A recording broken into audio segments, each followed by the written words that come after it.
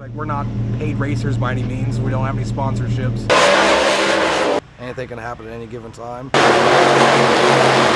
We start on the actual car usually around 8 o'clock at night, and we finish whenever, midnight, 2, 3, 4, 5 in the morning.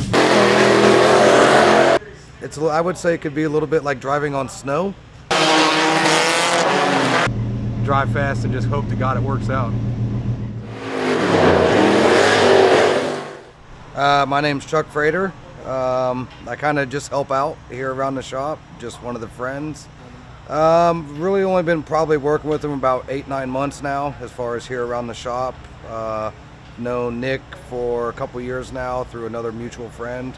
Kind of became my mechanic for my vehicles, for my cars, and then we decided to start playing with some racing things, so we've kind of made that friendship a little bit closer than what it had been. He came to me about a year ago and said, "Hey, I want to build a race car. What do you think about it?" And I said, "Let's do it." So that's where our first Gladiator series come from. Cool. Richburg. Can I do the clap thing too? No, I don't want to anymore. He did it so perfect. Yeah, I've been a mechanic my whole life. I owned my own company for a long time. I got a call from Nick one day and said, "Hey, what are you doing?" I said, "Nothing." He said, "What's going on?" He's like, "Well, I got a shop, so you want to come and work?" I said, "When?" He said, "Tonight." I said, "I'll be there." And I've been here ever since. It's called the Gladiator class.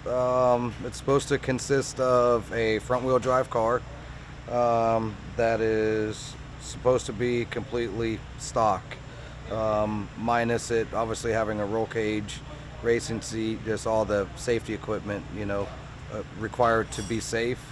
But overall, it's just supposed to be a beginner slash low budget kind of class. I think it's evolved a little bit more from there, from what it is, but was the purpose of them creating a class like that.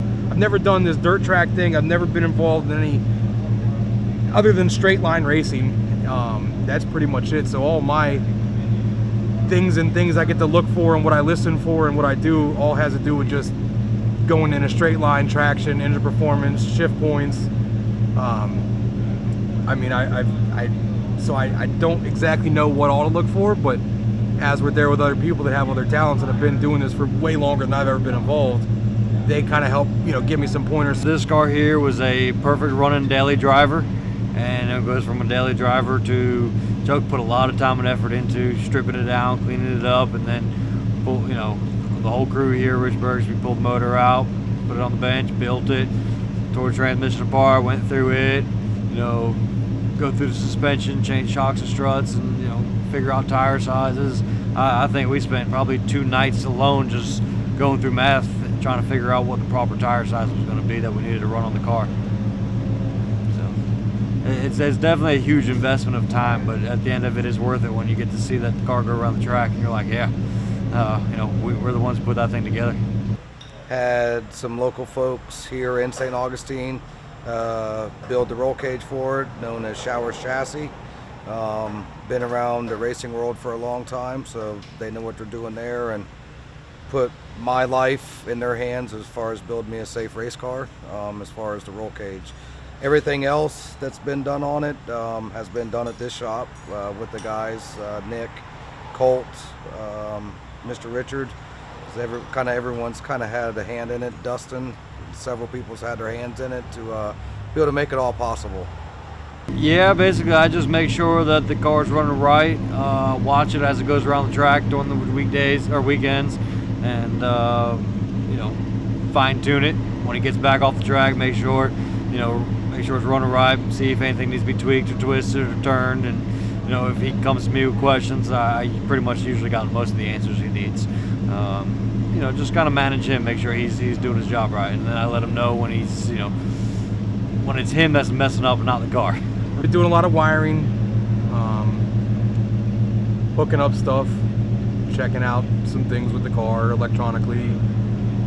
Some of the mechanical stuff, just helping tear it down, put it back together, put transmissions in, whatever it needs.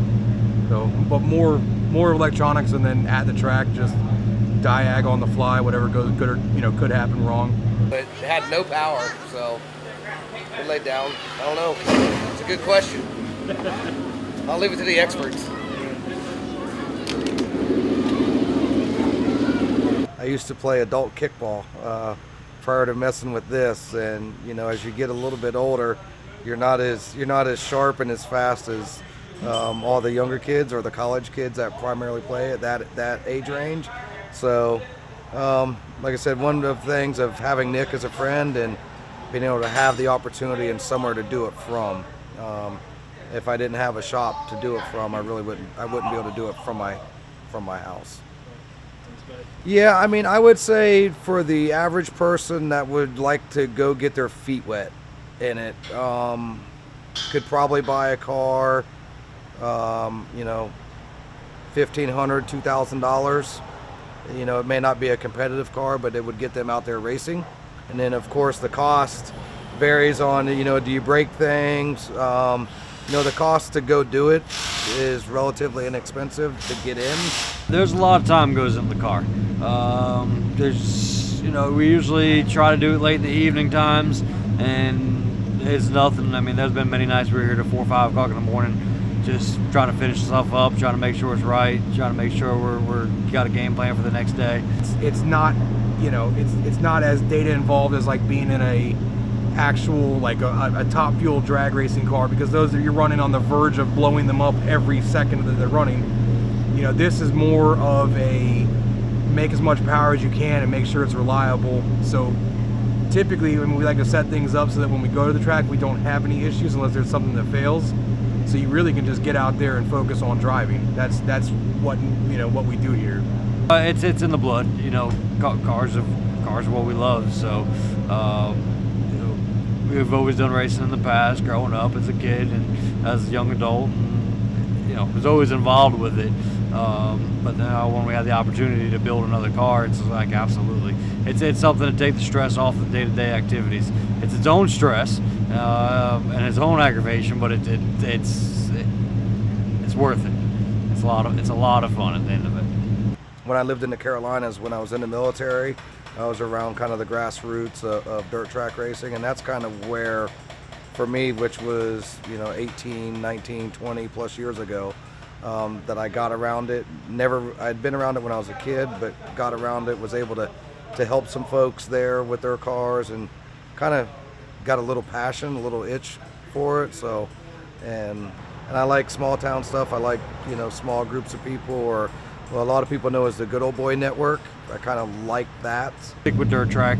I enjoy it. It's fun. It's time consuming, but it's enjoyable.